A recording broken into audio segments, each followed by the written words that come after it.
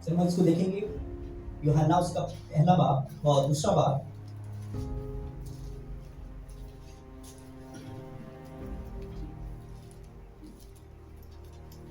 इसकी 15वीं आयत से वहां पे लिखे कि ना दुनिया से मोहब्बत रखो, ना उन चीजों से जो दुनिया में है। जो कोई दुनिया से मोहब्बत रखता है उसमें बाप की मोहब्बत नहीं है।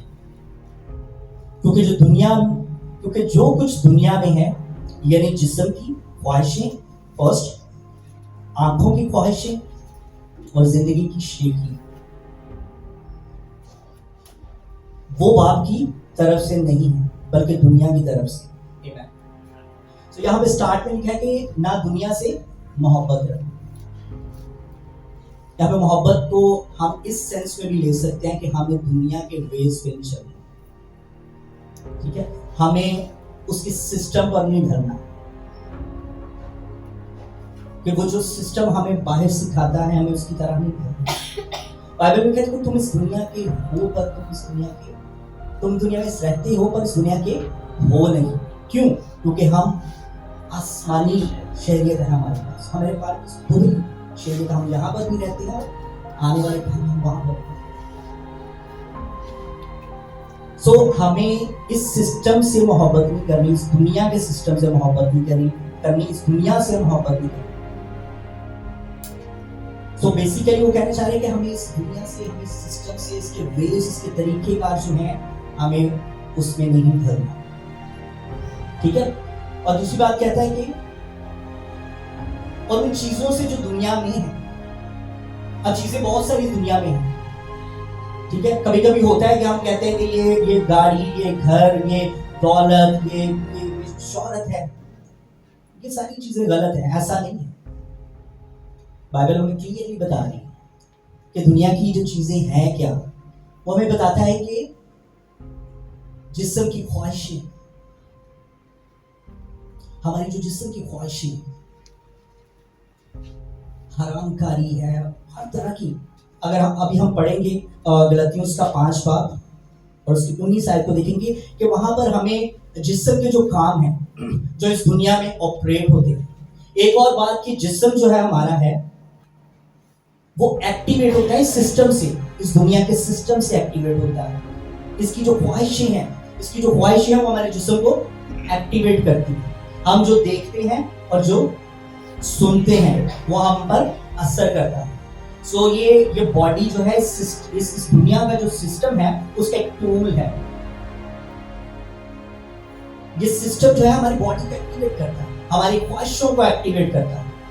सो अभी देखेंगे हम गलतियों का 5 और उसकी 19 आयत को देखेंगे कि जिस्म के जो काम है वो कौन कौन से हैं।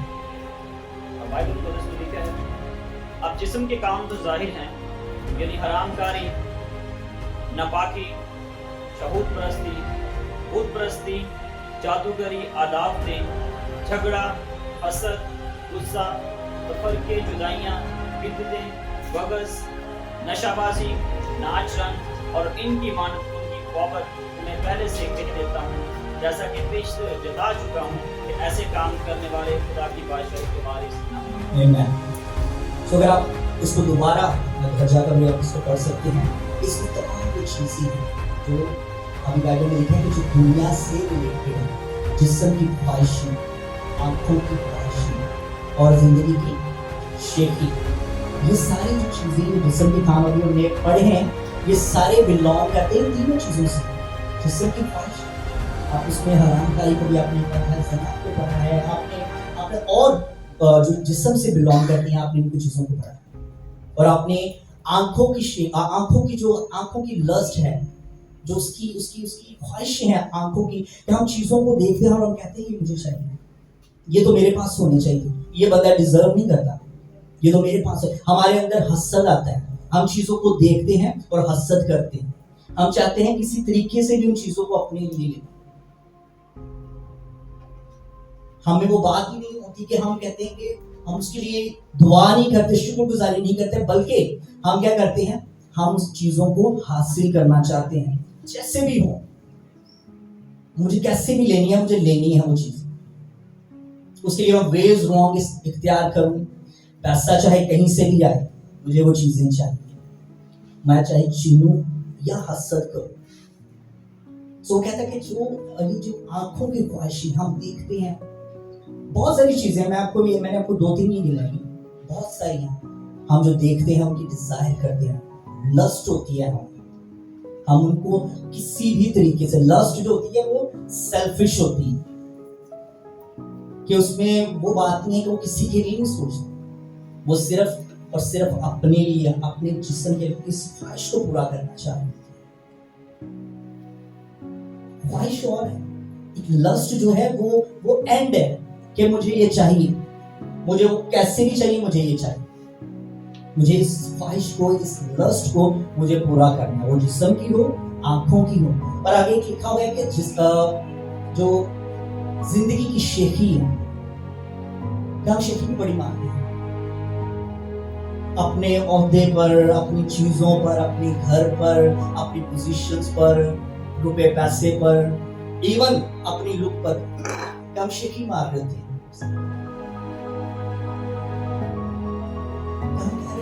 ये जो मेरे पास है, किसी के पास, हम अक्सर कभी हंसते भी हैं कि हम गाड़ी लेते हैं और गाड़ी खड़ी कहाँ पर करते हैं, आपको पता है कहाँ खड़ी करते हैं हम? नहीं लेके पड़ोसी के दरवाजे, ताकि उन्हें पता चल जाए कि मेरे को नवी गाड़ी है।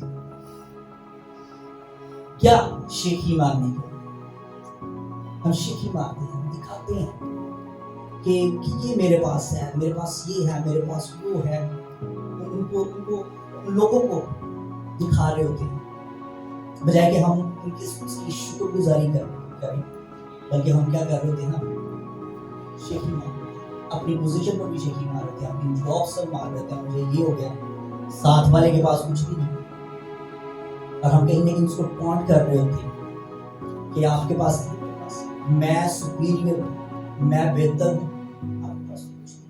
और बातों में लोगों के दिलों को ठेस ना जाए, और इसके हम जवाबदेही होंगे,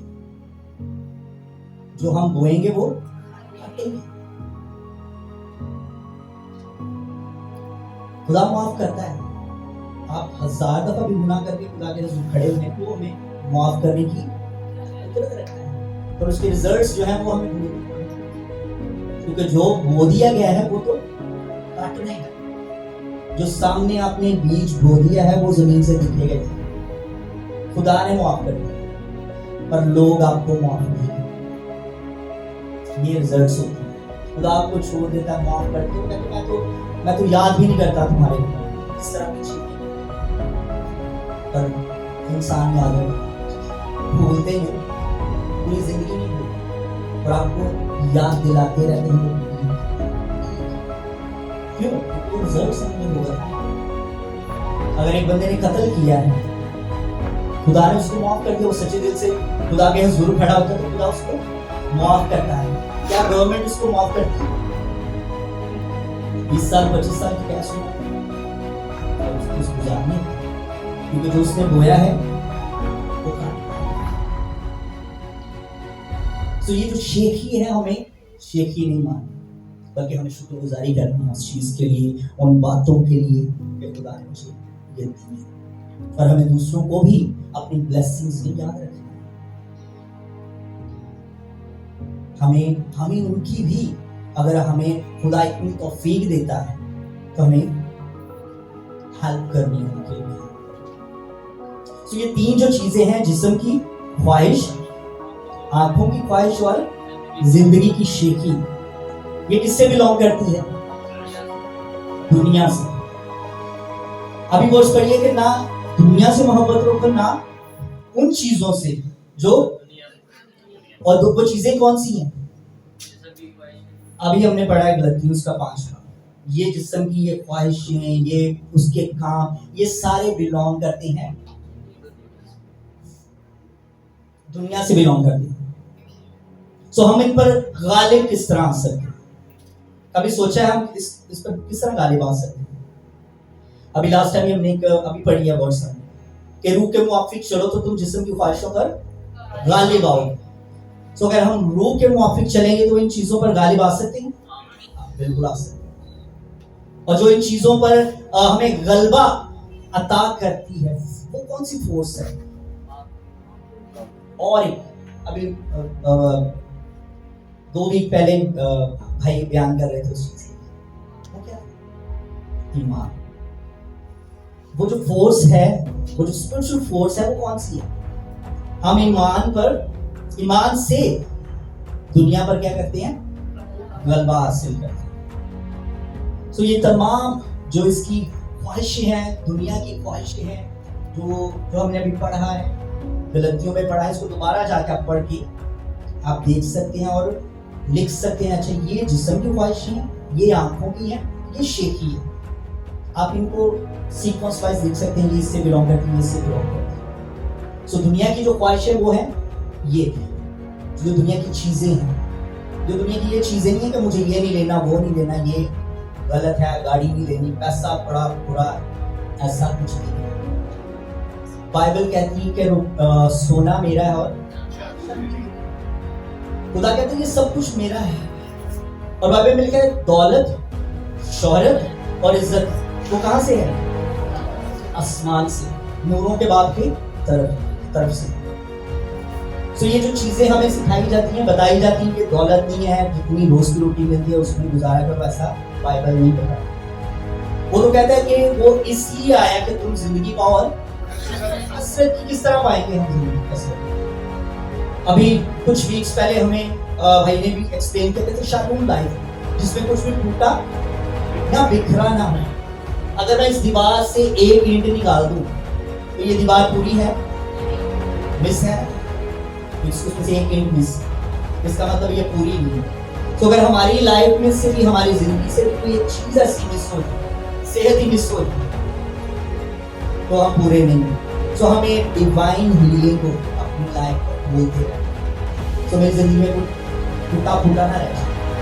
सो खुदावंद यीशु मसीह कहते हैं इसलिए आया कि तुम जिंदगी को और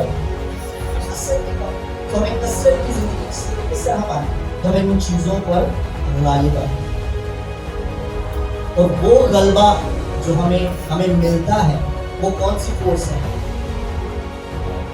ईमान। वो स्पिरिचुअल फोर्स है जिससे हम उन तमाम ख्वाहिशों पर गालिब आते हैं, उसको गलबा पाते हैं। सो एक और वर्स को हम देखेंगे इसी 1 जॉन उसका 5वां बाब।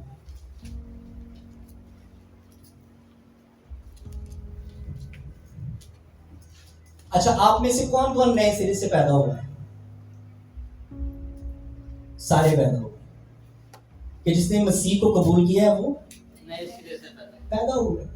अभी बाइबल में हम इसको पढ़ेंगे कि जो मसीह पर, जिसका मसीह पर ईमान है वो क्या है? खुदा से पैदा हुआ। हम फर्स्ट वर्स को देखेंगे। हाँ, फर्स्ट वर्स से पहले पढ़ते हैं। वहां पे लिखा है जिसका ये ईमान है कि यीशु ही मसीह है, वो खुदा से पैदा हुआ। और अगर हम नीचे आते हैं उसकी 4थी वर्स को दोबारा पढ़ेंगे, वहां पे लिखा है कि जो खुदा से पैदा हुआ है वो दुनिया पर गालिब आता है, और वो गलबा जिससे दुनिया मगलूब हुई वो क्या है? हमारा ईमान। तो जो नए सिरे से पैदा हुए उसके पास क्या अथॉरिटी है? हमारे पास ईमान है। अभी लास्ट टाइम हमने कहा था कि जो माय राइट्स इन क्राइस्ट, जो मेरे राइट्स हैं और मैं खुदा में क्या कर सकता हूँ, मेरे पास क्या है? मेरे पास क्या है? मेरे पास मोहब्बत है, उम्मीद है, और क्या है? ईमान। बाइबल कह रही है कि जो ईमान रखता है कि यीशु ही मसीह है, वो कौन है? वो नए सिरे से पैदा हुआ, वो न्यू क्रिएशन है, नया मखलूक है। तो वो क्या कर सकता है? दुनिया पर गालिब आ सकता है। उसके पास ये एबिलिटी है, उसके पास ये इख्तियार है कि वो इस दुनिया की ख्वाहिशों पर, इस दुनिया के सिस्टम पर वो गालिब आ सकता है। आमीन। और वो जिस चीज से वो गलबा हासिल करता वो क्या है? हमारा ईमान। और अगर आज हम मसीह में हैं, हमारा ईमान है कि हम मसीह में हैं, हम नए सिरे से पैदा हो चुके हैं। क्यों? क्योंकि मेरा ईमान है यीशु ही मसीह है, उसने मुझे अपने लहू से खरीदा हो, उसने मेरे लिए कीमत अदा की। सो मैं क्या हूं? मैं मेरे सिर से पैदा हो चुका हूं, मैं रूह से पैदा हो चुका हूं। अगर इसको थोड़ा सा और हम डीपली देखते हैं तो जब हम मसीह को कबूल करते हैं तो उसका रूह हमारे अंदर रहना शुरू कर देता है। अब अगर हिजकिय्याह की किताब उसको 36 जो 36 चैप्टर है उसको पढ़ें, उसकी 26 आयत को, तो वहां पे लिखा है कि जब हम जो न्यू जो एक निजात का जो प्रोसेस है वो सारा प्रोसेस वहां पे लिखा है कि तुम पर वो पानी छिड़का जाएगा और वो तुम्हें नई रूह देगा, ठीक है, और खुदा का रूह तुम्हारे अंदर रहना शुरू करेगा। जब हम मसीह को कबूल करते हैं, उसको अपना शख्सी निजात दहिंदा मान लेते हैं, तो उसका रूह हमारे अंदर रहना शुरू कर देता है। आमीन। सो हम क्या बन जाते हैं? नए मखलूक होते हैं। और बाइबल में लिखा है कि जो खुदा से पैदा हुआ है वो क्या कर सकता है? दुनिया पर गालिब आ सकता है। और दुनिया की जो चीजें हैं वो कौन सी हैं?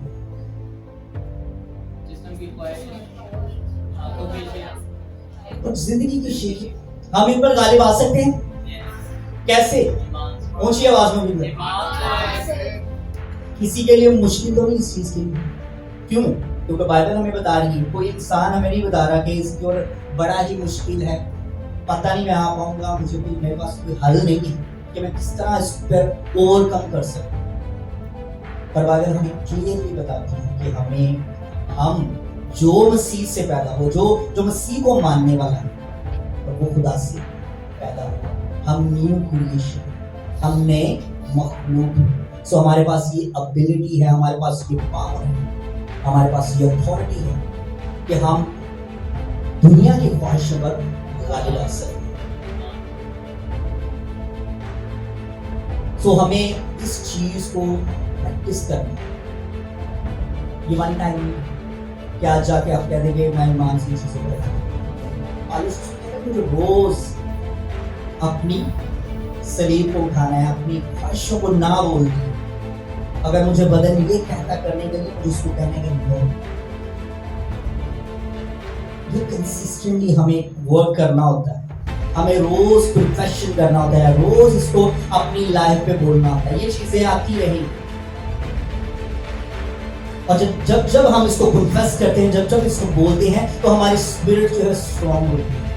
ये कन्फेशन जो है हमारी स्पिरिट में होता है। बाइबल में लिखा है कि सच्चाई से तुम वाकिफ हो गए और सच्चाई क्या तुम्हें करेगी? आजाद करेगी। तो सच्चाई से वाकिफ होने के लिए, मुझे वाकिफ होना, तो ये कलाम मेरे अंदर जाना चाहिए, मेरी स्पिरिट में जाना चाहिए। तब तक मैं जान नहीं पाऊंगा, मैं वाकिफ नहीं हो पाऊंगा।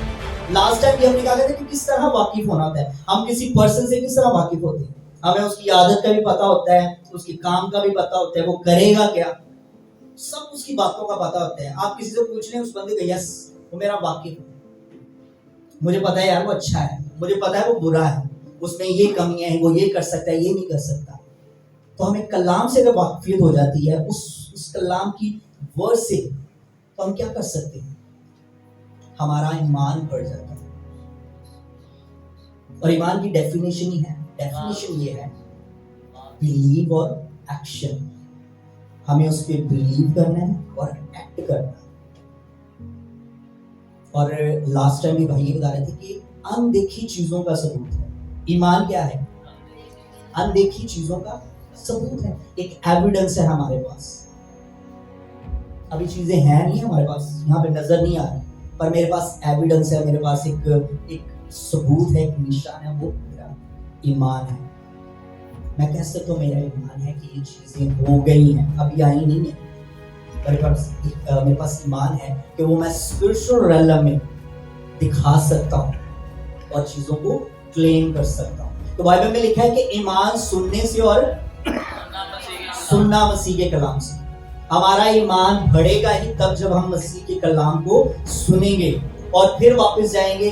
स्टार्ट में हमने कहा था कि अपने स्पिरिट को किस तरह मैच्योर कर सकता हूँ, स्टडी करनी, हम उसको मेडिटेट कर सकते हैं, हम उसको प्रेयर कर सकते हैं। स्टडी करना, उसको मेडिटेट करें उसके ऊपर, उसको दोबारा प्रेयर करें उसके ऊपर, ताकि वो जो कलाम है हम जिस तरह उसकी जुदाई करते हैं, मेडिटेशन करते हैं, वो हमारी स्पिरिट में होता है। लास्ट टाइम हमारे स्पिरिचुअल पेरेंट्स एक बड़ी अच्छी मैंने एग्जाम्पल दी। अगर आप बिरयानी खा रहे हो और आप एक चम्मच लेके मुंह में रख लें और उसको चबाई ना, क्या करेंगे आप एक टाइम के बाद? फेंक देंगे। ना तो आपको उसका टेस्ट पता चलेगा वो है कैसा है, ना आपको पता चलेगा कि वो ना आपको उसको टेस्ट ही नहीं किया, उसको कैसा है आपको पता ही नहीं वो कैसा है। आपने चम्मच लिया, उसको 5 मिनट रख के बाद किस तरह आप उसके टेस्ट को ले सकते हैं? जब हम उसको चबाते हैं, हम उसको उसका टेस्ट लेते हैं। जब तक सही तरह से वो आप उसको चबा नहीं लेते, आप चबाते हैं तो फिर उसको निगल जाता है। और अगर आप उसको ऐसे ही खाना शुरू कर दें, चबाएंगे ना, तो अंदर खराबी पैदा करेगा। तो हमें कलाम की मेडिटेशन करनी है, उसको स्टडी करनी है। एक कलाम के वर्ड्स को लेते हैं तो हमें उसके ऊपर मेडिटेशन करना है, उसके बारे में सोचना है, वो कैसे है, कहाँ से है, क्यों है। और खुदा के रूह को कहना कि मुझे स्पिरिट ऑफ अंडरस्टैंडिंग मुझे टीच करे, मुझे बताएगी ये किस तरह से। और एक टाइम आएगा कि वो आपको रेवलेशन, वो वाकफियत आपकी हो जाएगी और आप उस चीज से क्या हो जाएंगे? आजाद हो जाएंगे। जिस कलाम की वर्ड से आप वाकिफ हो जाते हैं, जिस टॉपिक से आप वाकिफ हो जाते हैं, आप उस टॉपिक से आजाद हो जाते हैं। अगर आप हीलिंग के कलाम से वाकिफ हो जाते हैं तो आप शिफा पा जाते हैं। दुनिया डॉक्टर्स आपको 100 तरह की रिपोर्ट्स दिखाए, आप कहेंगे कि नहीं, क्योंकि मेरे पास एक पक्की रिपोर्ट है और वो ये है बाइबल। मुझे कलाम कह रहा है कि उसके मार खाने से मैंने शिफा पा ली है। मैंने पानी नहीं है, मैंने पा ली है। सो ये रिपोर्ट मेरे लिए सॉलिड है। ठीक है, मुझे इस रिपोर्ट को अपनी लाइफ पर कन्फेस करना है, बोलना है, ताकि मैं उससे वाकिफ हो जाऊं। हम जितना कलाम के साथ टाइम स्पेंड करते हैं, डेफिनेटली हम उससे वाकिफ हो जाते हैं। हमें पता चल जाता है कि कलाम ये कहता है, ये क्या है। और अगर किसी पर्सन के साथ आप ज्यादा टाइम स्पेंड करते हो तो आप पर्सन से भी वाकिफ हो जाते हैं। सो हम दुनिया पर किस तरह गलबा हासिल कर सकते हैं? ईमान से। और ईमान को हम बढ़ा सकते हैं खुदा के कलाम से, इसकी मेडिटेशन करके, प्रेयर करके, मेडिटेशन करके, प्रेयर करके।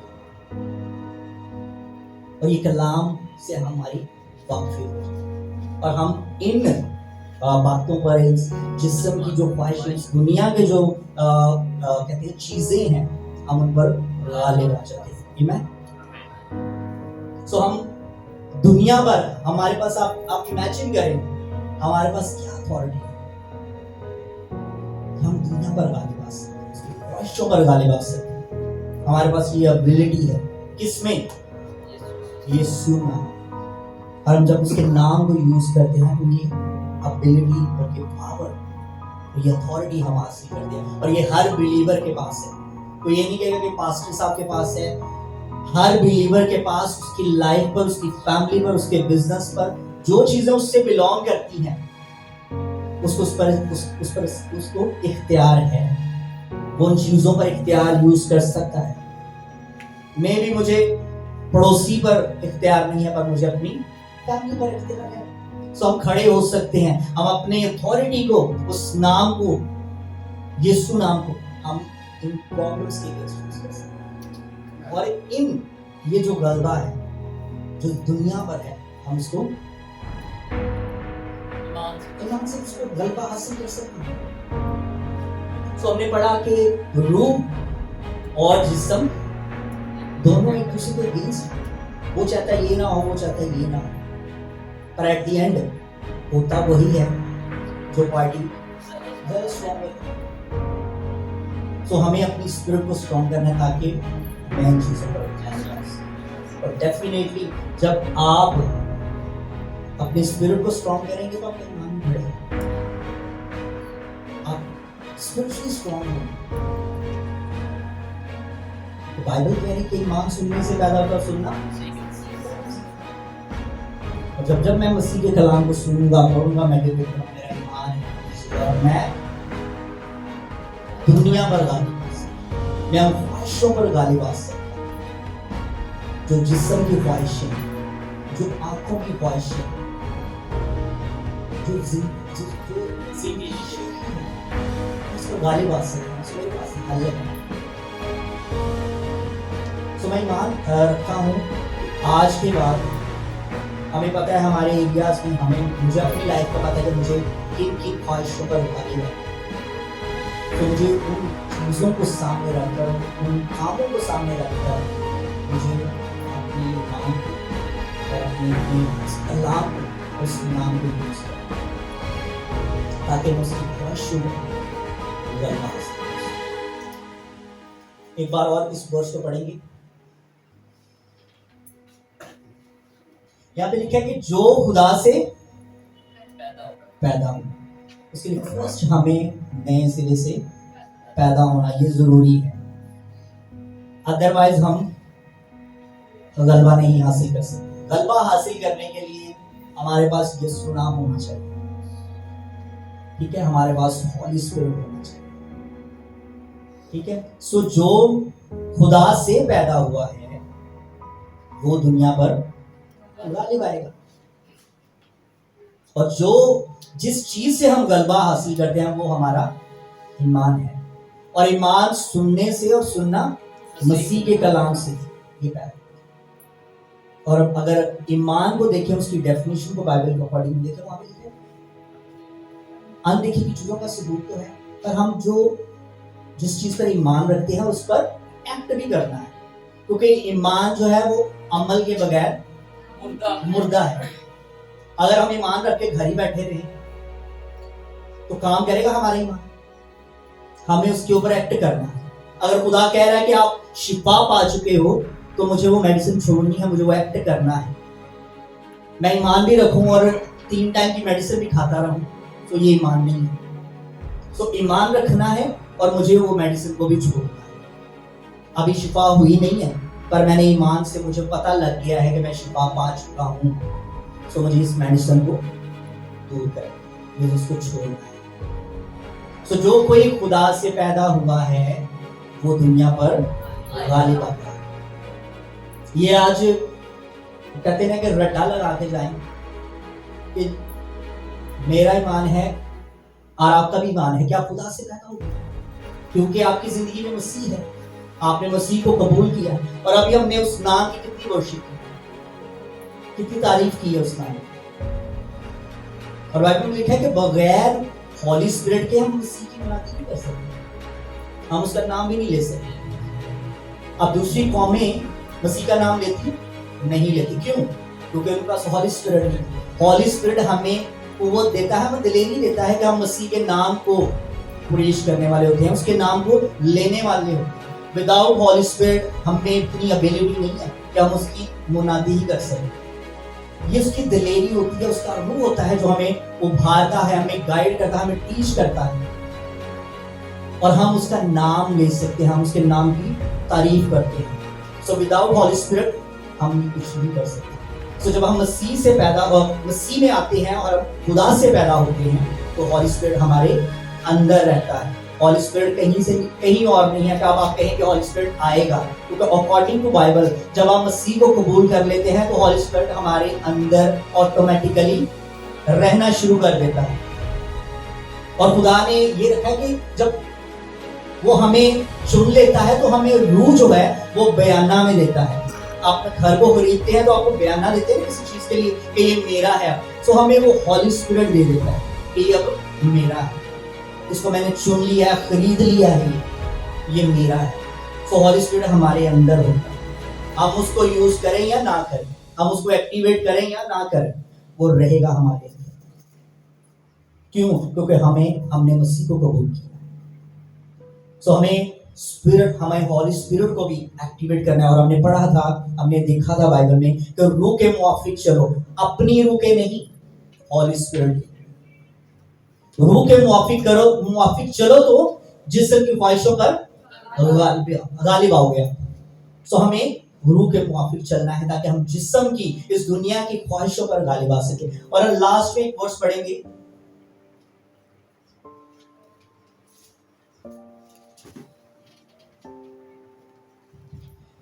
उसका दूसरा बाब, उसकी 18 आयत को देखेंगे। कहता है दुनिया और उसकी ख्वाहिशें, दुनिया और उसकी ख्वाहिशें दोनों मिटती जाती हैं, लेकिन जो खुदा की मर्जी पर चलता है वो अब तक क्या रहेगा? कायम रहेगा। तो ये दुनिया जो है ना, ये सारी चीजें जो हैं ये मिटती चली जाती है, इनका टाइम खत्म हो रहा है। एक टाइम आएगा ये खत्म हो जाएगी, ये आसमान, ये जमीन सब खत्म हो जाएगा।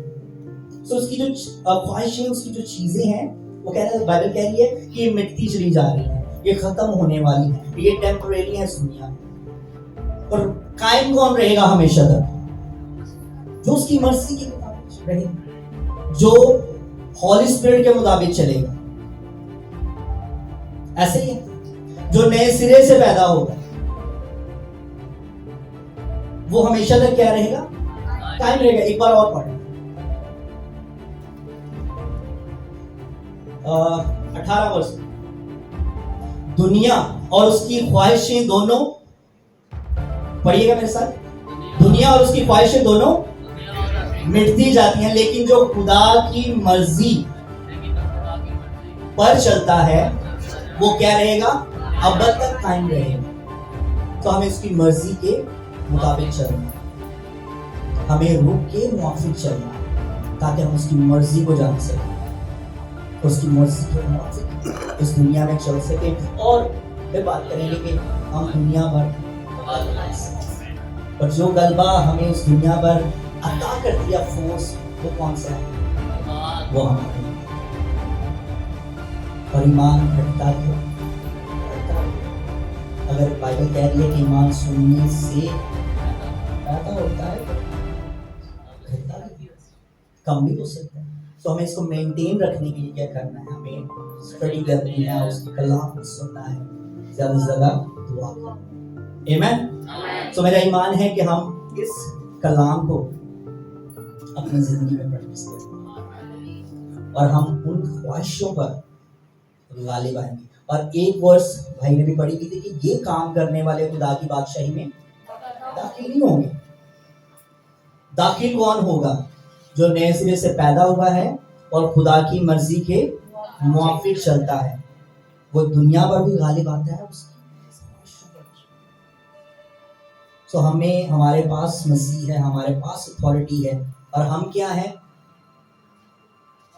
नए सिरे से पैदा हो। दिलेरी से आप कह सकते हैं नए सिरे से क्या आप पैदा हुए हैं?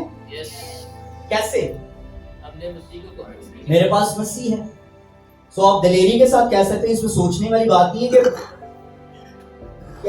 मुझे क्या कहना है, मुझे दिलेरी के साथ कहना है मैं नई मखलूक हूँ, मैं मसीह में हूँ। बाइबल कह रही है जिसका ईमान है कि यीशु मसीह है, वो क्या है? खुदा से पैदा हुआ। सो मेरा ईमान है यीशु मसीह है, मेरा नजात दहिंदा है, मेरा ईमान है। सो मैं खुदा से पैदा हूँ, सो मैं नया मखलूक हूँ, और नया मखलूक इस दुनिया पर गालिब आता है और उसको आना चाहिए।